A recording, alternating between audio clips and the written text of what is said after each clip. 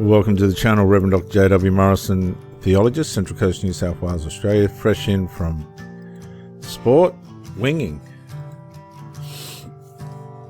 If you faint in the day of distress, how small is your strength? You need to confront the issues before the issues confront you. Look at the last teaching. Rescue those being led away to death. That means help the drug addict come out of the drugs. Help the alcoholic come out of the alcohol. Don't encourage it. Don't enable it. Don't supply it. That's not rescuing anybody. That's saying, here, I'll lead you away to death. That's not rescuing them out from it. What about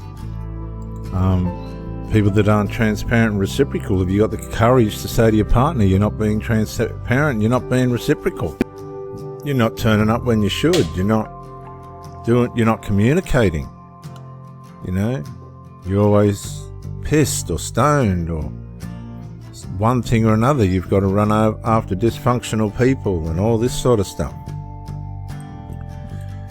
No, it's not your job to enable people to be led away to death. It's your job to rescue them from it and restrain those who are stumbling towards the slaughter. Who are stumbling towards the slaughter? Don't tell me it's not the addicts and the alcoholics and the nicotiners and all this. If you come into someone's life and you're setting the example and they don't want to follow, that's on them. If they're mixing with people that do the same things and they're all, rescuing each other to go to death, let's all go to death together. Let's all stumble along to the slaughter. That's not on you. That's not your fault. They didn't want to restrain. You weren't valuable enough for that to happen. All the flying monkeys were there egging the partner on, and the partner chose to be led away to death and to stumble on to the slaughter. That's not on you. If you say, behold, we did not know about this, does he who weighs hearts consider it? There's going to be no ignorance for these people. Naivety is not going to make things better for them.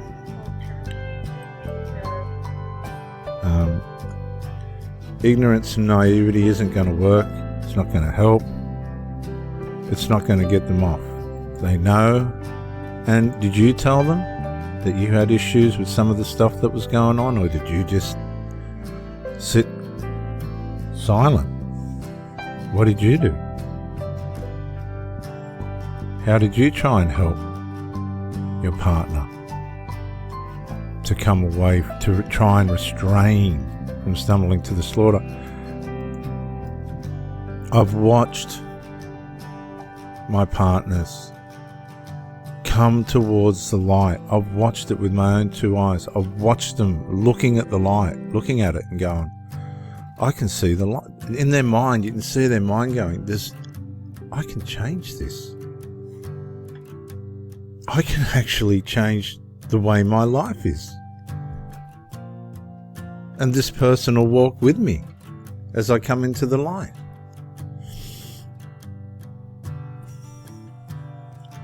No. And then they turn up the opposite of everything that you were building towards. They won't be able to stand there and say, we did not know. I didn't know why you left me behind. I didn't know why you split up with me. I didn't know I was going to church too much. I didn't know going to all the meetings was too much. I didn't know that I was coming over stoned. I didn't know that you didn't want me to be pissed, drunk. I didn't know that I was supposed to ring you back. I didn't know that I didn't see your texts. I didn't know that I wasn't supposed to be speaking to so-and-so. I didn't know. One of the oldest, most foolish tricks in the book. Behold, we did not know about this. They knew. They knew all along. Does not he who weighs hearts consider it? He knows. So how can he know and you not know? Does he know more about you than you do? Does God know more about you than you do? Because if he does, I'd say you need to get to know him. You need to come back to your pedigree. You need to come back to the throne, to the cross, so that you're not walking around going, I didn't know. When you meet people, sometimes they know everything. They'll know everything about everything. And then all of a sudden, they don't know anything. As a matter of fact, they can even just go mute. They just say nothing. They've got too much going on behind the scenes. They've said too much behind your back. They've talked about everything that they care about and everything to everybody else except you, you fool.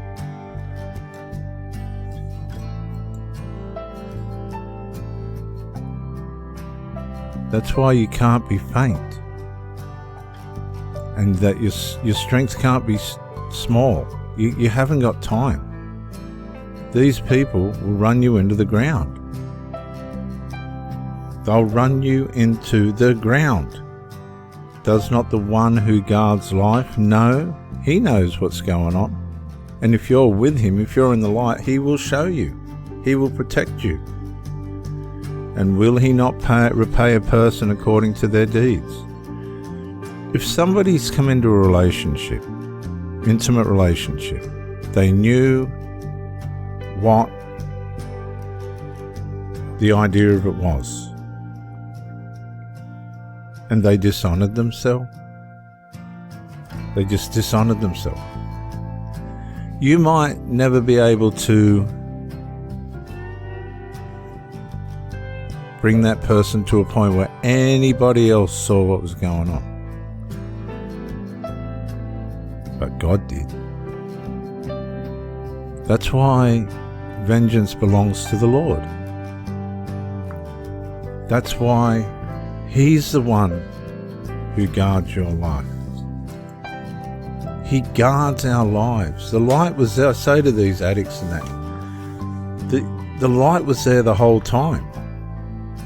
And you watch them come into it. They sleep, finally getting good sleep. They sleep like a baby. They're starting to get things in order, or so you think. Their health's getting better.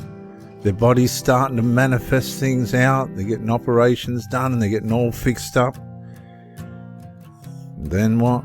No. Behold, they just stumbled back.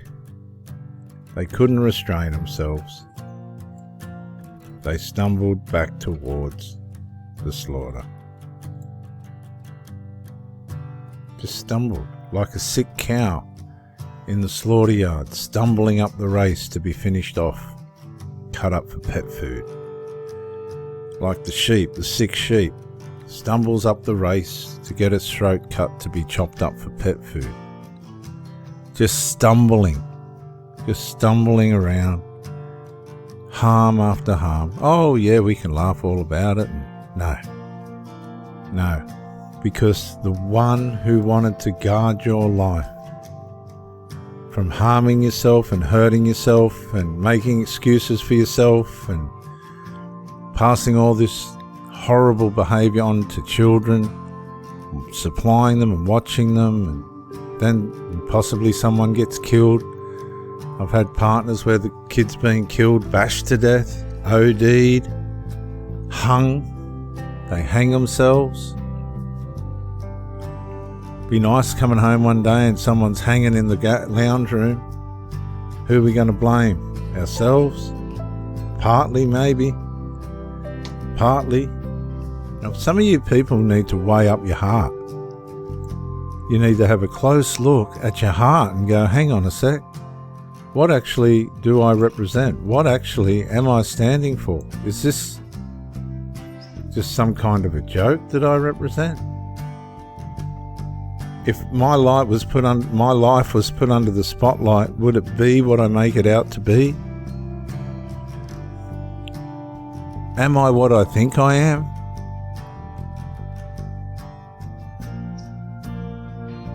Is my grandiose opinion of myself against my depression and anxiety and the way in which I treat myself real? Did everything I learned and all the grades I got at school, was that all for this? Sit there and look down the throat of a bong? The eye of a stubby? Flicking the ring pull on the can around my finger? I cut my finger with the ring pull. Oh, I burnt my throat with bong. Got bong cough.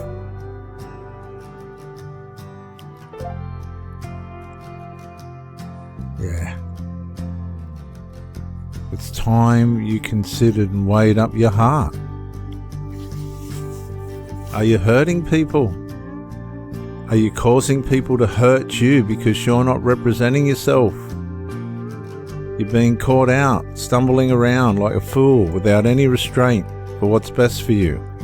Being led away, being led astray in the middle of a rescue. You were in the middle of a rescue. The rescue was taking place. Everything was in order. And you stumbled away. You just stumbled away. But don't worry. There's one who knows what happened. And every man, every person will be done, will repay according to their deeds. If you faint in the day of distress, how small is your strength?